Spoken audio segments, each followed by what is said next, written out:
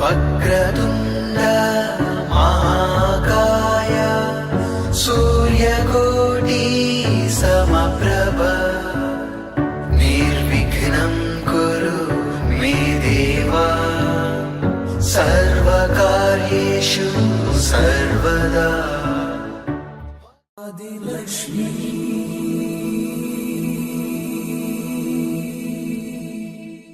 श्री धनलक्ष्मी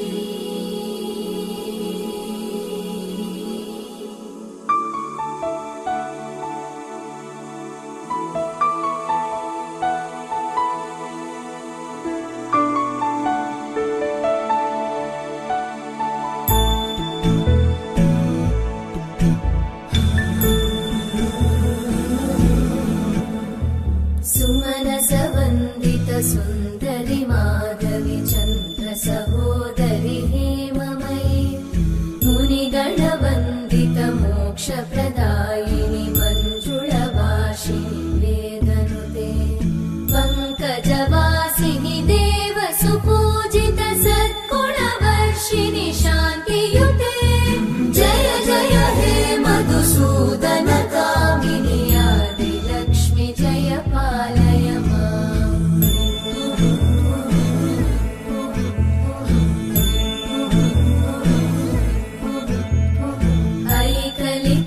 ऐकलिकल्मषनाशिनि कामिनि वैदिकरूपिणि वेदमये क्षीरसमुद्भव मङ्गलरूपिणि मन्त्रनिवासिनि मन्त्रनुते मङ्गलदायिनि अम्बुजवासिनि देवगणाश्रितपादयुते जय जय हे मधुसूदन कामिनि धान्यलक्ष्मि जय पालय माम्।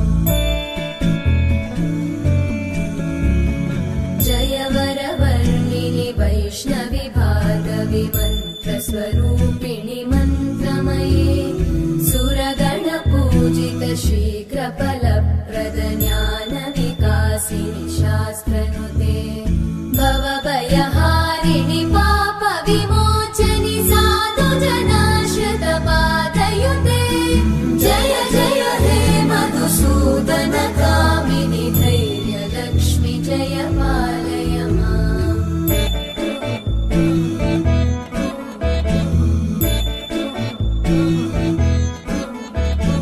जय जय दुर्गतिनाशिनि कामिनि सर्वफलप्रद शास्त्रमये रथगजतुरगपदादि समानुत परिजनमण्डित